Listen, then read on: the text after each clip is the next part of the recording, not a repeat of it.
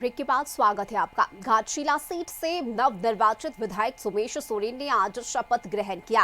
विधानसभा में अध्यक्ष ने उन्हें विधायक के तौर पर शपथ दिलाई। शपथ लेने के बाद सोमेश सोरेन ने कहा कि ये जीत घाटशिला की जनता की जीत है। साथ ही उन्होंने मंत्री बनने के सवाल पर कहा कि पार्टी जो जिम्मेदारी देगी उसका पालन किया जाएगा।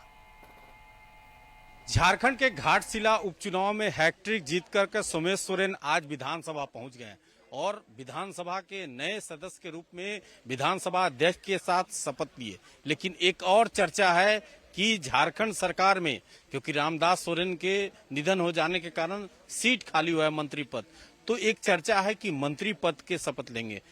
चर्चा है सर कि आप मंत्री पद के भी शपथ लेंगे? नहीं, इसकी सूचना तो है नहीं, लेकिन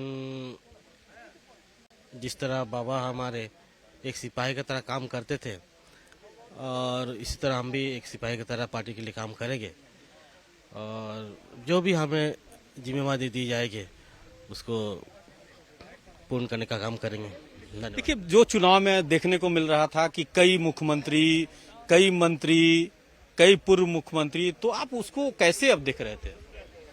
नहीं, एक परिवार है हमारा, जो पार्टी झारखंड मुक्ति मोर्चा एक परिवार है।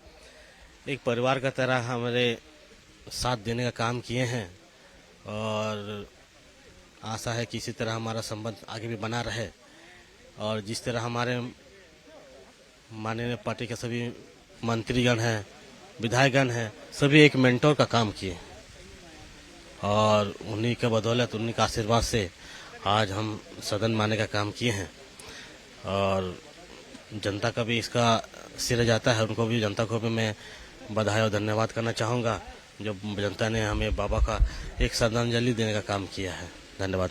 जो विपक्ष के थे आपके, तो उनको क्या कहेंगे इस चीज पे? नहीं, ये चुनाव है, हार जीत में होती रहती है और आशा करते हैं कि आगे की तैयारी करें। अगर पार्टी मंत्री पद आपको देती है तो क्या जो बाबा का काम बचा हुआ है उसको कैसे पूरा कर पाएंगे? अभी तक तो पता नहीं, मंत्रिमंडल मिलेगा भी नहीं मिलेगा, तो आशा करते हैं कि बाबा का जितने भी काम कार्यकाल चल रहा था उनको कम से कम पूर्ण हो जाए। धन्यवाद।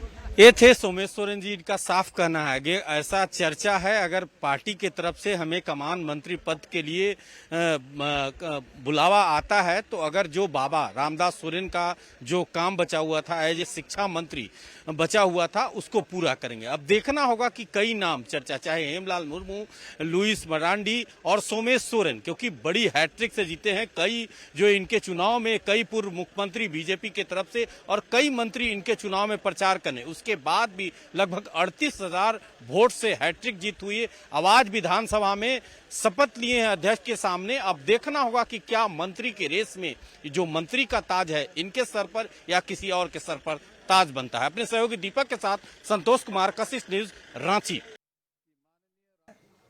स्पीकर के तरफ से कोई आदेश निर्देश होता नहीं है, लेकिन इतना विषय तो जरूर है कि सोमेश सोरेन जिस राजनीतिक परिवेश में और जिस परिस्थिति में जीत के आए वो निसंदेह रूप से धन्यवाद के पात्र हैं और मैं उम्मीद करता हूं कि आने वाला जीवन में एक अच्छे विधायक के रूप में वो अपने आप को स्थापित करे। यही मेरा शुभकामना है उनके साथ।